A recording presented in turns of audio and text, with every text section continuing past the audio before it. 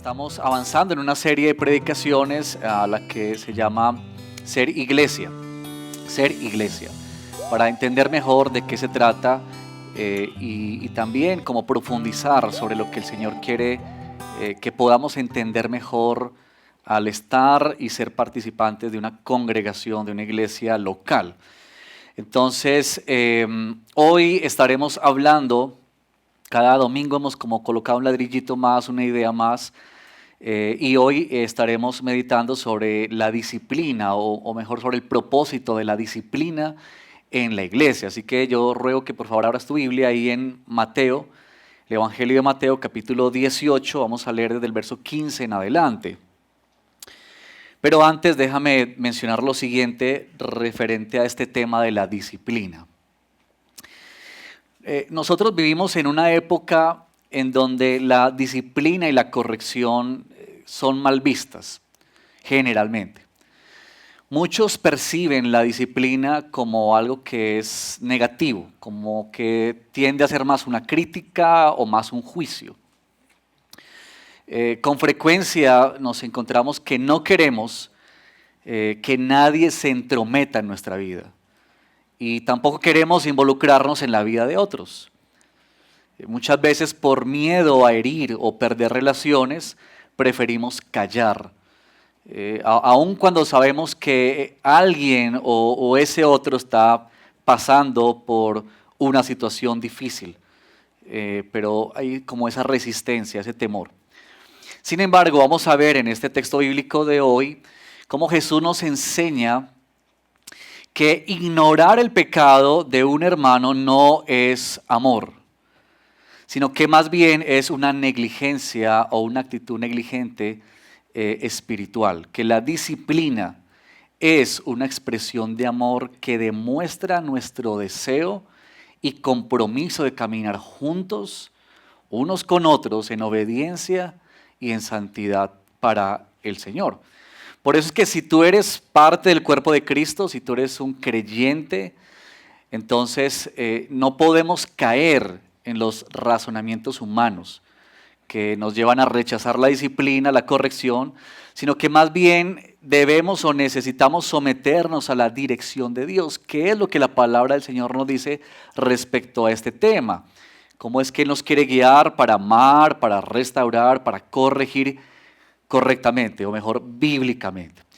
Entonces, con eso en mente, yo voy a invitarles a que leamos el texto. Pongámonos en pie, por favor, y leeremos esta porción del verso 15 hasta el verso 20. Dice así la palabra del Señor. Si tu hermano peca, ve y repréndelo a solas. Si te escucha, has ganado a tu hermano. Pero si no te escucha, lleva contigo a uno o a dos más, para que toda palabra sea confirmada por boca de 2 o 3 testigos. Y si rehúsa escucharlos, dilo a la iglesia. Y si también rehúsa escuchar a la iglesia, sea para ti como el gentil y el recaudador de impuestos. En verdad les digo, que todo lo que ustedes aten en la tierra será atado en el cielo, y todo lo que desaten en la tierra será desatado en el cielo. Además les digo, que si 2 de ustedes se ponen de acuerdo sobre cualquier cosa que pidan aquí en la tierra, les será hecho por mi Padre que está en los cielos. Porque donde están 2 o 3 reunidos en mi nombre, allí estoy yo en medio de ellos. Oremos. Padre, gracias por tu palabra esta mañana, esta tarde.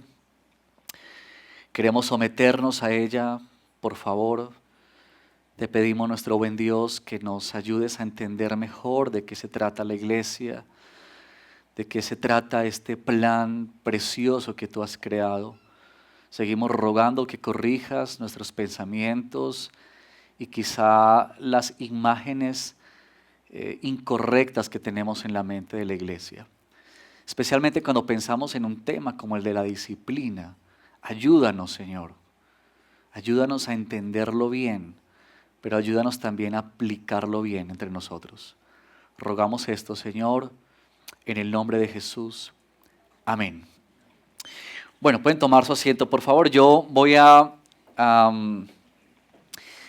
digamos, como anotar o a mostrar el propósito de la disciplina en la iglesia a través de 3 afirmaciones. La primera afirmación es que la disciplina en la iglesia refleja la santidad de Dios. Cuando se habla de pecado en la escritura, es una palabrita que está, digamos, denotada o marcada o se puede entender solamente a la luz y el carácter de la santidad de Dios. Es decir, si no está la santidad de Dios, no podemos hablar de pecado, no entenderíamos qué es maldad si no vemos, ¿cierto?, la santidad de nuestro Dios. Es la razón por la cual cuando no hemos venido a Cristo todavía, cuando aún no se nos ha alumbrado el Evangelio en nuestro corazón, tú y yo no hablamos de pecado. Hablamos de cosas equivocadas, de errores, pero no de pecado, porque el pecado está asociado especialmente con el carácter de nuestro Dios, con la santidad de nuestro Dios. Así que este tema de la disciplina está estrechamente relacionado con ese atributo, con ese carácter de Dios. Decimos que por la Escritura que Dios es un Dios santo. Es lo primero que tenemos que enfatizar cuando hablamos de la disciplina. No podemos separar estas dos verdades. La disciplina es y se da en razón a la santidad de nuestro Dios, que nuestro Dios es único, ¿verdad? Que Él está separado de toda maldad, que en Dios no hay ni la más pequeña sombra de maldad o de pecado, que Dios no produce el pecado, ni Él peca, ¿cierto? Que nuestro Dios está alejado completamente de toda maldad, que Él es luz, que Él es puro, que Él es sin mancha. Esta es la idea que en la Escritura se nos da acerca de Dios como el Dios que es santo. Por tanto, todo lo que Dios hace se desprende o fluye de esa santidad. Todos sus actos son actos de justicia y la razón es porque Él en su santidad es el único juez justo. Él es el Dios de verdad, el único que tiene la verdad completa, absoluta, porque Él es Dios santo. Es decir, casi que muchos teólogos dicen que los demás atributos de Dios están atravesados por ese atributo de la santidad de Dios. Y por eso es tan importante. Pero también que esa santidad de Dios que es de Él, le pertenece a Él y que solo Él es santo, en cierta medida también, digamos, nos la ha llamado o nos ha llamado a nosotros a experimentarla o a vivirla en nuestra vida. Dios llamó a la iglesia, es decir, a nosotros, quienes representamos el cuerpo de Cristo, a la santidad. En Efesios 5, por ejemplo, 27, dice que Cristo se dio a sí mismo por la iglesia y esta es la razón, para presentársela a sí mismo santa e inmaculada. Es decir, la obra de Cristo tenía como propósito purificar a los suyos. Recordemos que una vez que el Señor nos ha salvado, entonces Dios ha iniciado una obra de santificación en nuestra vida. Él nos llama santos, pero a la vez nos está santificando. Él nos ha separado del pecado, pero aún todavía hay residuo de pecado en nuestra vida, el cual no será exterminado sino hasta el final, cuando el Señor nos llama a su presencia o Él venga por nosotros. Entonces, en ese sentido es que está nuestro Dios poniendo sus manos sobre nosotros a través del Espíritu Santo para moldear nuestro corazón, nuestro carácter y hacerlo cada vez más parecido al carácter santo del Señor Jesucristo. Ahora, el problema tantas veces con el tema de la disciplina es que trivializamos la santidad de Dios. Eso es lamentable, la verdad, porque cuando tú y yo perdemos el asombro y el impacto del carácter santo de nuestro Dios, entonces lo que sucede casi naturalmente o automáticamente es que rebajamos los estándares de santidad y entonces el pecado comienza a lucir en nuestra vida como algo que no es tan grave. Mucho de eso también lo hace la dureza de nuestro corazón producido por el pecado. Pero cuando dejamos de ver la santidad de nuestro Dios, la pureza de nuestro Dios y el llamado que Dios nos hace a una vida así de santidad, de dedicación a Él, de estar separados de todo lo malo, cuando perdemos de vista eso, entonces se va reduciendo esos estándares de santidad en nuestra vida. Y quizá una de las formas en que más podemos percatarnos de eso es cuando tú comienzas a pensar que lo que acabas de hacer, que sabes que es pecado, tú dices, pues a la final no es tan grave.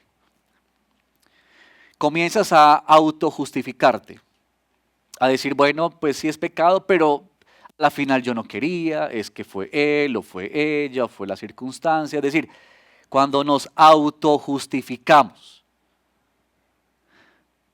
Cuando comenzamos a decir, por ejemplo, bueno, sí yo pequé, pero ¿quién no peca con eso? ¿O quién no ha caído en eso? Estamos rebajando los estándares de santidad porque estamos perdiendo de vista el carácter santo de nuestro Dios. Y empezamos a usar palabras como esto no, más bien es como un error, o esto es, o esto fue un desliz. Pero incluso en nuestro vocabulario comenzamos a relegar la palabra pecado, porque suena más fuerte. Por eso es que cuando el profeta Isaías se enfrentó ante la majestad y la santidad de Dios, a él no tuvo más que caer de rodillas delante del Señor y decir, Señor, yo soy un hombre pecador de labios pecaminosos. Es que cuando tú y yo estamos delante del Dios Santo, podemos ver nuestra fragilidad y nuestro pecado.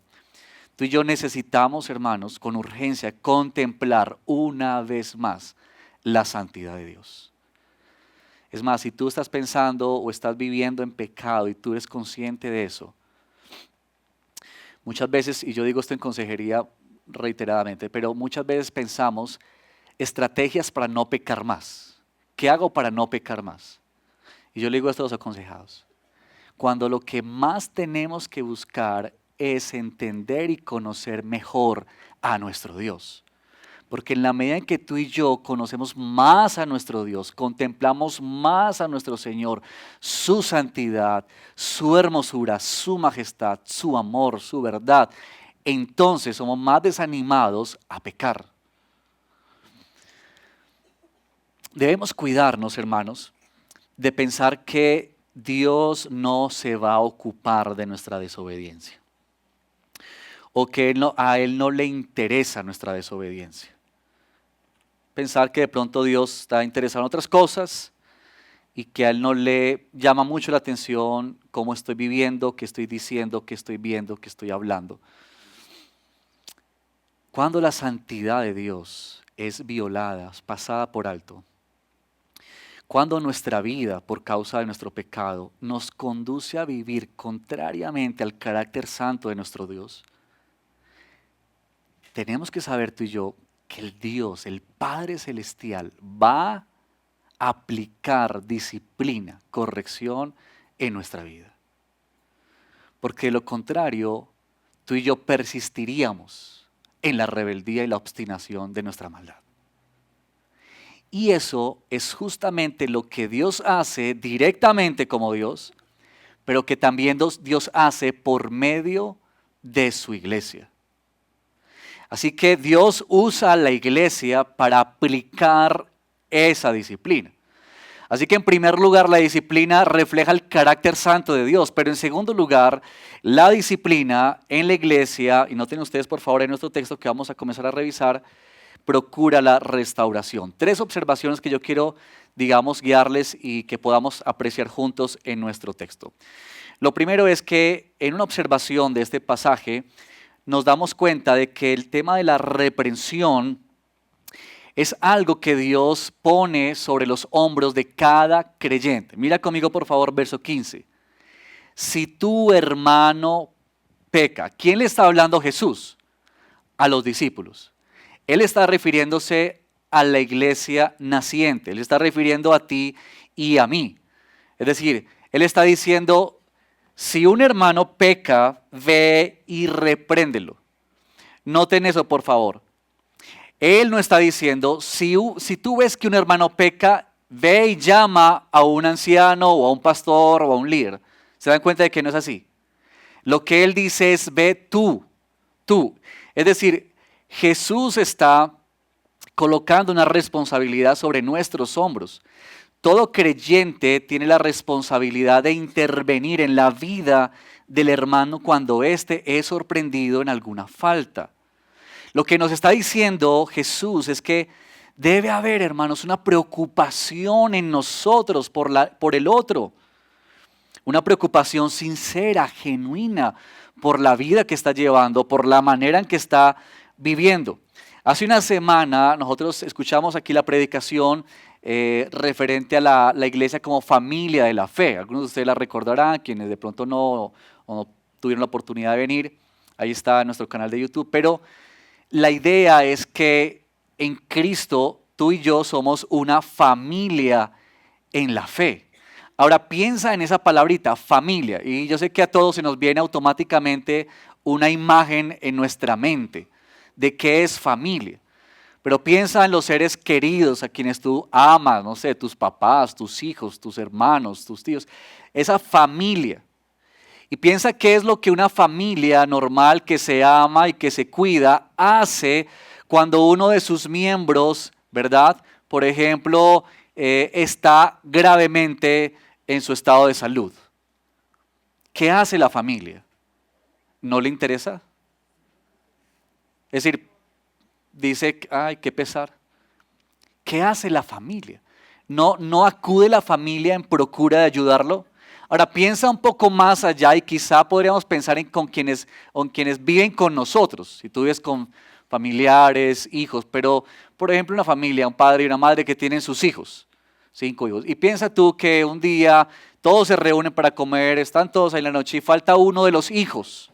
No llegó a casa. ¿Qué hace la familia? La familia se preocupa, ¿cierto? Piensa, ¿qué pasó? Y si pasan las horas y no llega a la casa, ¿qué sucede? ¿Qué hace la familia? Empieza a buscar, empieza a llamar. Pero yo no me imagino a un padre de familia pensar, bueno, tengo 5, falta 1, me quedan 4, bueno, sigamos adelante. ¿Cierto que no? Sería absurdo porque no reflejaría el amor y el cuidado.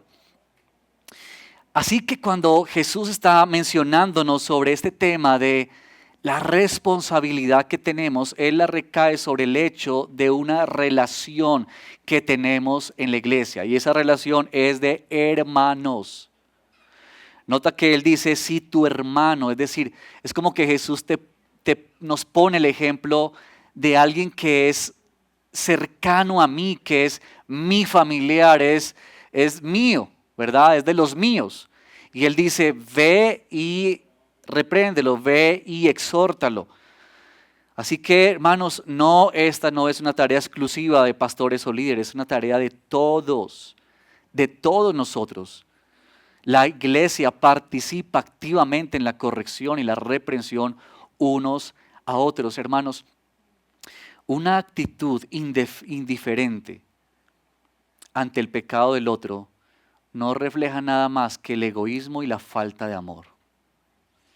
Refleja que no hemos entendido de qué se trata la iglesia y qué es ser iglesia. Si tú ves un hermano que ha pecado y tú piensas, bueno, pues que alguien más le hable, o no, es que este no es de los míos, este no es de mi grupito más cercano, que alguien le hable a él, no refleja el carácter de amor de nuestro Dios. Así que esta primera observación nos deja ver que tú y yo estamos involucrados, quieras o no quieras. La razón es porque Jesús te ha involucrado a ti en ese proceso.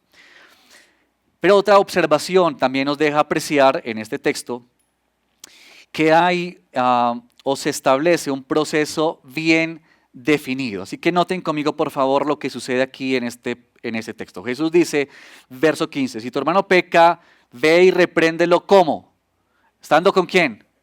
A solas, en privacidad. El primer paso aquí es privacidad. La dirección es a confrontar al hermano estando solos. En este primer paso nota que no hay interferencia de otros. Si el hermano ha atendido a la exhortación, dice Jesús, entonces has ganado. Si el hermano ha procedido en arrepentimiento, se ha dado cuenta de su pecado, te ha escuchado y ha dado frutos de arrepentimiento, entonces has ganado al hermano, has sido productivo, has sido bueno. En algunos casos en particular en nuestra iglesia, quizá en este momento se requiere la compañía de un pastor, un anciano, dada la gravedad muchas veces del asunto, pero también a veces, queridos, dado el involucramiento de otros miembros de la iglesia. Y también tenemos que decir, dado el lugar que cada persona tiene dentro de la iglesia. Todos somos iguales delante del Señor, por supuesto, pero también es cierto que hay roles que Dios ha dado y que eso tiene una demanda mayor. Pero lo que Jesús dice aquí es, ve y estando con Él a solas, habla con Él. Ahora, si no lo escucha, ¿qué dice entonces el Señor Jesús? Verso 16. Si no lo escucha, entonces lleva contigo a uno o a dos más, para que toda palabra sea confirmada por boca de dos o tres testigos. Esto es muy interesante. Porque Él dice, si tú hablas con Él y Él se rehúsa quizás a arrepentirse de su pecado, o quizá esa persona dice, pues yo no lo veo como pecado, entonces Jesús dice, llama a dos o tres. Noten ustedes que en el proceso, en una forma, se va perdiendo la confidencialidad. ¿Se dan cuenta? Ya no es uno, ahora aquí estamos 3 o 4 reunidos para constatar si lo que este hermano está diciendo en verdad es pecaminoso. Y si es pecaminoso, tenga la oportunidad de escuchar a otros 2 o 3 que sirvan como testigos para ser garantes del proceso si ha de continuar. Pero a la vez también lo que Jesús está mostrándonos es que este proceso tiene como uno de sus propósitos ir generando como cierta presión en el hermano, de tal manera que ya no solamente uno, sino ahora 2 o 3 le hagan recapacitar y reconsiderar su acción pecaminosa y pueda atender más a este llamado de atención que se le está haciendo. Pero Jesús dice, bueno, y si a esos 2 o 3 adicionales tampoco escucha, ¿qué se debe hacer? Verso 17. Y si rehúsa escucharlos, dilo ¿a quién? A la iglesia. En nuestra iglesia, que ustedes saben, aplicamos la disciplina. En ocasiones un grupo en particular ha sido representante de la iglesia para eso, donde el hermano ha ido a confesar su pecado y a decir, yo he hecho esto mal. Y eso ha sido para el beneficio de quien necesita ser traído de regreso a la santidad, al camino de Cristo. Así que él está diciendo, si esto no funciona, entonces llévenlo a la iglesia, háblenlo a este grupo. Y noten ustedes una vez más cómo la confidencialidad se va perdiendo. Ya no son 2, son 3, ahora es un grupo más grande. Pero también noten ustedes, por favor, en este proceso, que Jesús está involucrando a la iglesia. ¿Se dan cuenta? Es decir, Él la está involucrando, en cada paso Él está involucrando más y más a la iglesia. Y aún dice Jesús, y si tampoco escucha a la iglesia, finalmente ¿qué hay que hacer? Tenlo por gentil y recaudador de impuestos. En otras palabras, lo que Jesús está diciendo es, no lo consideres como un hermano. Y ese ya es una medida extrema, triste y dolorosa. Pero muy seguramente, hermanos, cuando se llegan a esos extremos, a esos puntos finales de la disciplina, lo que estamos apreciando en esa persona quizás sea que al final no sea un creyente verdadero. Porque ha pasado por un tiempo, por un proceso, por la compañía de hermanos, donde él sigue persistiendo en su pecado y en su maldad. Ahora, noten por favor lo siguiente en este proceso que es clave aquí. Verso 18. En verdad les digo, que todo lo que ustedes aten en la tierra será atado en el cielo, y todo lo que desaten en la tierra será desatado en el cielo. Miren, hermanos, lo que Jesús está diciendo es esto. Este es el proceso para la iglesia local. Ahora, una aclaración que pasé por alto. En Mateo 16, Jesús usa también la palabra iglesia para referirse a que Él la fundó y que Él es el que la está edificando. En Mateo 16, Jesús está refiriendo a la iglesia universal. ¿Qué es la iglesia universal? La iglesia universal es básicamente esto. Es la iglesia que está conformada por cualquier creyente o por todos los creyentes en cualquier lugar del mundo que han vivido en cualquier momento de la historia. Esa es la iglesia universal, que aunque tú y yo no vemos a los hermanos allá cuando están en Marruecos, pero allá llegó Panky y Alejandra y los vieron, ¿y qué pasó? Se fundieron en abrazo. ¿Por qué? Porque estos son mis hermanos. Iglesia universal. Pero aquí Jesús no se está refiriendo a la iglesia universal. Aquí Jesús está hablando de la iglesia local. Y la razón para entender eso es porque un proceso así solo es posible en la proximidad con otros hermanos. No es posible saber el pecado de alguien que está al otro lado del mundo. Yo no sé.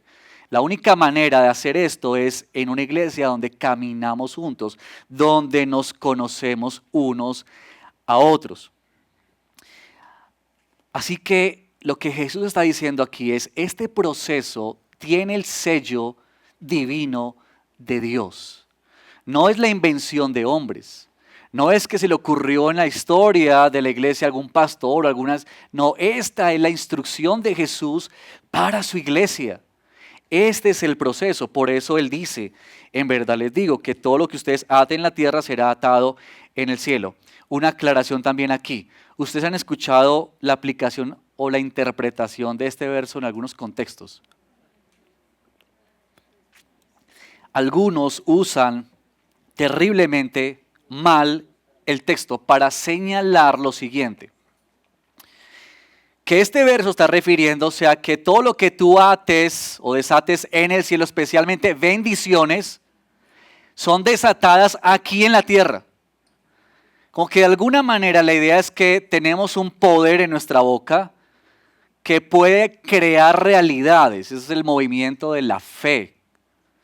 Que tú puedes crear realidades con tu boca porque hay un poder que Dios nos da basados en un verso como este. Cuando leemos el contexto, nos da para pensar eso. De ninguna manera. Lo que Jesús está queriendo decir aquí es, este proceso que yo les estoy indicando hacer está avalado de tal manera que lo que ustedes hacen como iglesia aquí en la tierra tiene el aval en el cielo. ¿Por qué? Porque es instructivo divino, no es invento humano. Así que tiene la autoridad de Dios conferida a la iglesia. Esta es la disciplina. Esto es de lo que Él nos está hablando. Pero otra observación más en este texto nos deja ver, hermanos, que el objetivo de la disciplina, noten ustedes, no es caerle al hermano para terminar de perjudicarlo. No, esa no es la idea. La idea es restaurar, ayudar en la restauración del hermano.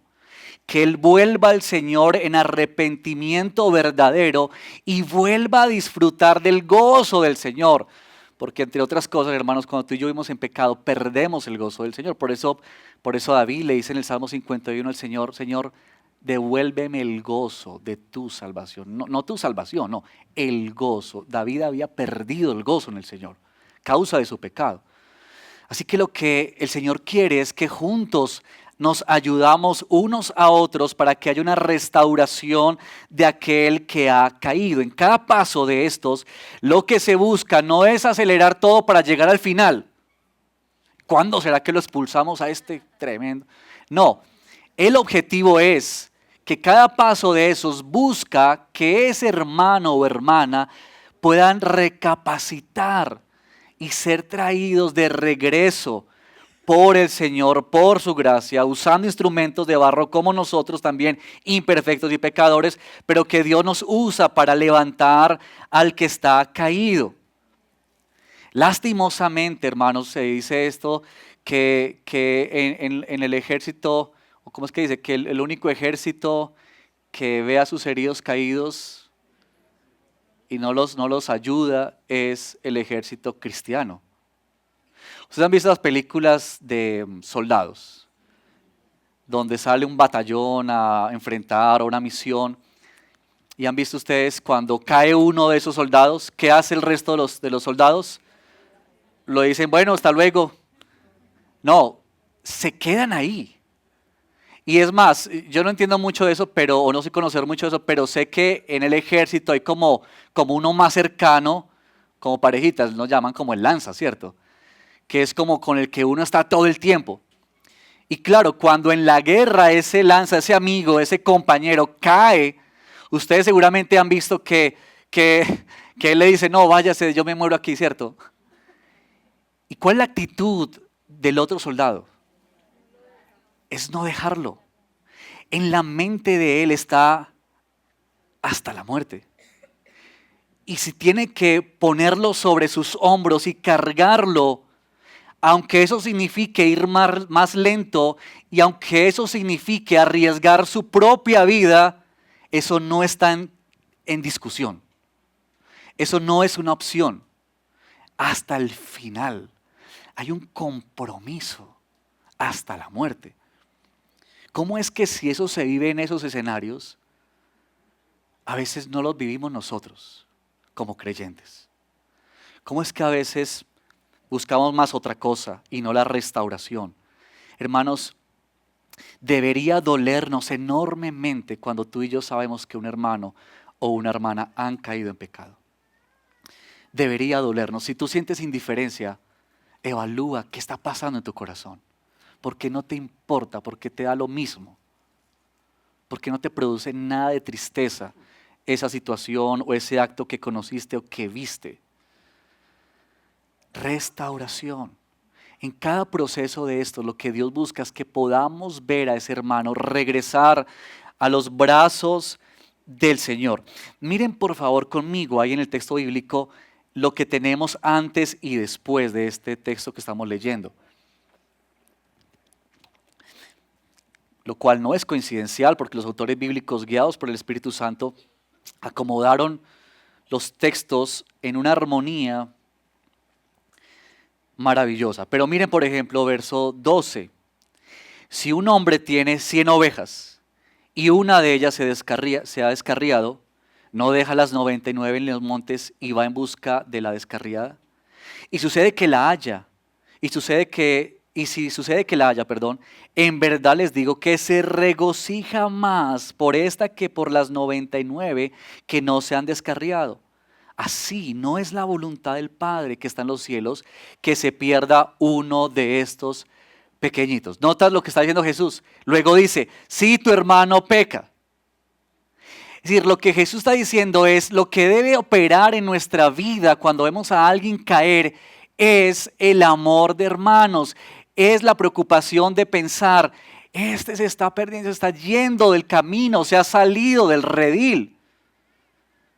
Hay que ir por él, hay que buscarlo, hay que hablarle, hay que ayudarlo, hay que acompañarlo. Este es el llamado que se nos hace. Por eso Pablo también dijo en Gálatas capítulo 6, verso 1, hermanos, aun si alguno es sorprendido en alguna falta, ustedes que son espirituales, restáurenlo en un espíritu de mansedumbre, mirándote a ti mismo, no sea que tú también seas tentado. ¿Con qué espíritu hay que ir al hermano? Mansedumbre. No es para caerle encima, no es para dañarlo. Mansedumbre. Es para mostrar amor, cuidado, generosidad hacia el otro. Así que la disciplina en la iglesia busca reflejar el carácter santo del Señor. La disciplina busca restaurar a la persona, al hermano o la hermana, pero también y en último lugar la disciplina en la iglesia protege a la misma iglesia. Es muy importante percatarnos de lo siguiente. Jesús mencionó en Mateo 16 una vez la palabra iglesia y vuelve a hacerlo aquí en Mateo 18. Lo interesante es que en Mateo 18 nos habla acerca de este proceso de disciplina. Ya eso de por sí tiene que decirnos que este tema es sumamente importante para todos nosotros. Porque busca la santidad, pero porque Dios está protegiendo también a su iglesia. Ustedes recordarán conmigo el suceso que ocurrió en Hechos capítulo 5. ¿Recuerdan los nombres de Ananías y Zafira? Ese fue una escena muy impactante, ¿verdad? Gracias al Señor por su generosidad y su misericordia, que eso no lo vemos cada 8 días en la iglesia. Imagínense ustedes, ¿quién iría a la iglesia? Nadie iría a la iglesia, ¿verdad? Pero recuerden allá en Hechos capítulo 5, que la gente comenzó a vender voluntaria y libremente sus posesiones y sus casas para llevarlas a la iglesia y contribuir con la necesidad de todos los hermanos y que no faltara en ninguno nada. Así que había entre todas esas familias una parejita, Ananías y Zafira, y ellos también dijeron, bueno, pues nosotros no vamos a quedarnos atrás, vamos también a vender nuestra propiedad y llevaremos el dinero allá a los discípulos, a los apóstoles. Pero ellos, cuando vendieron, dijeron, no, pero es que esto es mucha platica, ¿cierto? Y vean, nosotros con tantas necesidades. Y bueno, uno a veces, ¿no le parece que uno a veces como que empieza a jugar con Dios, no? Como a tratar de convencer a Dios de que esto no es tan malo, Señor, mira. Bueno, el caso fue que ellos llegaron a los discípulos, a los apóstoles y le dijeron, ve, aquí está todo lo que hemos vendido, pero ellos habían reservado una parte para ellos. Así que Pedro les dice, cuando ellos hablan sobre esto, Pedro les dice, ¿por qué han mentido al Espíritu Santo? ¿No era de usted la propiedad? Pues, nadie le está obligando a venderla, pero ahí está el asunto de la piedad falsa. Es decir, el intento de mostrarme igual a otros cuando realmente en el corazón no hay piedad. Peligroso eso. Pero el asunto allá es que en ese momento, imagínense ustedes, muere Ananías, ¿no? Y luego muere Zafira. ¿Cómo sería eso para la iglesia? ¿Usted se imagina? ¿Cómo sería eso? No hubo un momento de nada, es decir, fulminantemente murieron ahí. Ahora, noten ustedes que en el libro de los Hechos no tenemos más historias similares, ni en las cartas. La razón es porque el momento que estaba viviendo la iglesia era sus inicios. Y lo que Dios estaba haciendo con esa reprensión tan drástica en ese momento es que Dios le estaba diciendo a la iglesia, cuidado, cuidado. Ellos estaban comenzando a caminar en el Señor y estaban viendo la iglesia surgir y estaban fascinados por eso. Pero Dios le está diciendo, cuidado, la santidad es serio delante de mí. Así que Dios pone esa ilustración ahí, en ese momento de la historia, para que la iglesia entienda. Y el autor, que es Lucas, nos dice lo siguiente en el verso 11 del capítulo 5. Dice que después de ese suceso vino un gran temor sobre toda la iglesia y sobre todos los que supieron estas cosas. Es decir, los que estaban comenzando a pensar en vender sus cositas y que también estaban pensando en quedarse con algo, imagínense ustedes qué les produjo después de eso. Es decir, la disciplina, hermanos, está para proteger a la iglesia. Imagínate una casa donde no hay reglas. Padres, ¿ustedes se imaginan cómo sería su casa si ustedes dijeran cada quien vive como quiere, hace lo que quiere, viene cuando quiere? ¿Cómo sería eso? ¿Usted se imagina esta ciudad sin semáforos, sin señal de tránsito? ¿Cómo viviríamos nosotros? Es decir, la disciplina está ahí para prevenir, para generar ese temor en el corazón, para decirnos, esto es serio, esto no es cualquier cosa. Se trata de la santidad de nuestro Dios, se trata de la santidad de su iglesia. Saben que lamentablemente lo que mucha gente que no es cristiana tiene como idea de Dios, se la ha fabricado por lo que ve de cristianos. Y tristemente lo que muchas veces esa gente ve es todo menos personas viviendo según el carácter santo de Dios. Por supuesto, tú y yo no somos perfectos, ni dejamos de pecar, pero Dios sí quiere que otros vean que tú y yo somos diferentes, que hablamos diferente, que pensamos diferente, que actuamos diferente, que opinamos diferente, que nos comportamos diferente, porque hermanos, eso es la iglesia en el mundo. Así que lo que Dios hace aquí, de puertas para adentro, es santificar a sus santos para que sus santos reflejen su santidad en un mundo perverso. Que tú y yo podamos ser luz ahí afuera. Pero si aquí en casa no hay reglas, si aquí en casa no hay disciplina, si aquí en casa no nos corregimos unos a otros, si aquí en casa no nos hacemos reprensiones unos a otros, ¿cómo viviremos afuera? Mostraremos todo menos del carácter santo de nuestro Dios. Y por supuesto, eso no traerá gloria ni trae gloria a nuestro Dios. Hermanos, una iglesia que no ejerce disciplina cae en el terrible error de minimizar la santidad de Dios. Una iglesia que no ejerce disciplina unos a otros comunica a sus miembros que el pecado en realidad no es grave ni es serio. Es una iglesia que no comunica amor ni preocupación por sus miembros, puesto que los deja a la deriva del pecado y de la maldad. Es una irresponsabilidad. Cuando la Escritura, queridos, nos ha mostrado todo lo contrario. Nos ha mostrado que el pecado es tan serio y tan grave es el pecado, que la segunda persona, la Trinidad, nuestro Señor Jesucristo, tuvo que encarnarse y habitar entre nosotros. El pecado es tan grave, hermanos, y tan serio, que Jesús tuvo que dejar su gloria eterna.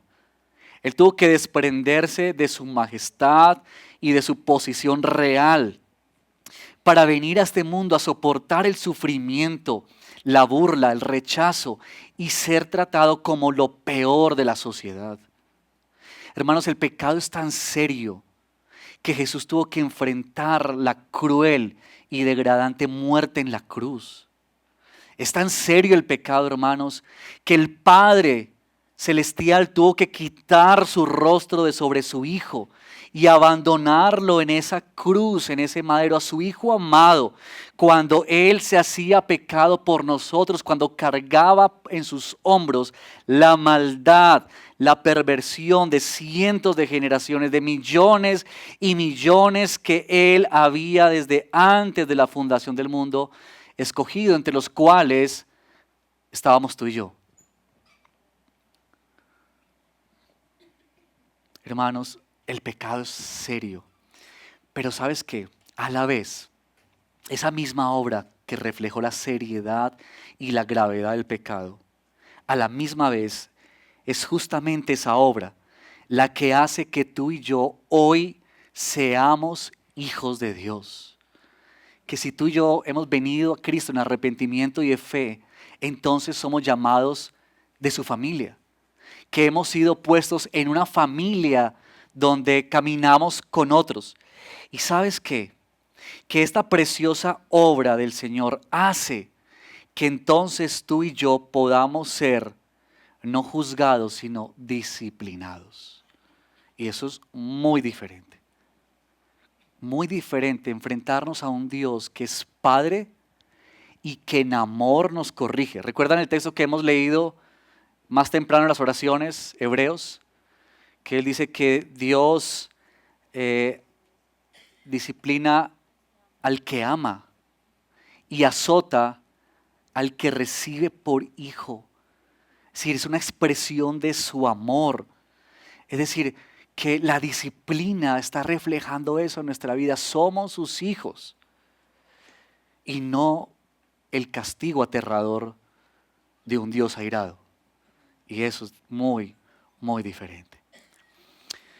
Hermanos, ahí está un poco de lo que es el propósito de la disciplina: reflejar la santidad de Dios, restaurar al hermano y proteger a su iglesia. Permítame mencionar algunas aplicaciones para finalizar este sermón y que podamos pensar para nuestra propia vida.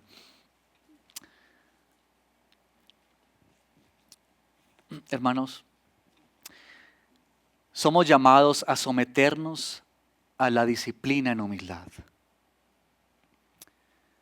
Yo quiero decir esto. Mira, tú y yo necesitamos entender cada vez mejor de qué se trata la iglesia.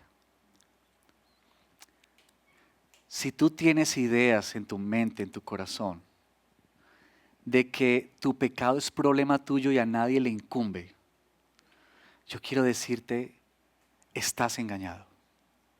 Eso no es cierto. Si tú vas por la vida cristiana pretendiendo que nadie se meta contigo y a la vez tú dices, a mí no me importa lo que otros hagan, queridos, evalúa tu entendimiento de la iglesia, por favor, porque eso no es bíblico, no procede de Dios, es diabólico, esas ideas de yo, solo con Dios, a mí nadie me dice nada, nada se mete en mi vida, eso no es de Dios. Lo que hace es menoscabar la santidad de su iglesia. Así que yo quiero animarte, sométete a otros, sométete a otros. Bien sea porque alguien viene y habla contigo o porque tú tomas la iniciativa de ir a otro y contar y confesar tu pecado. Pero sométete en humildad a otros. Si alguien te habla a ti, escucha atentamente, atiende a esa voz.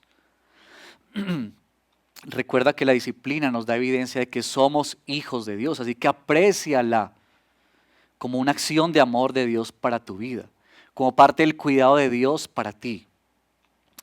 Pero también yo quiero animarte a lo siguiente, sirve a tu iglesia, sirve a la iglesia, por favor. Sirve a la iglesia preocupándote por la santidad de la iglesia. Sirve a la iglesia preocupándote por tus hermanos.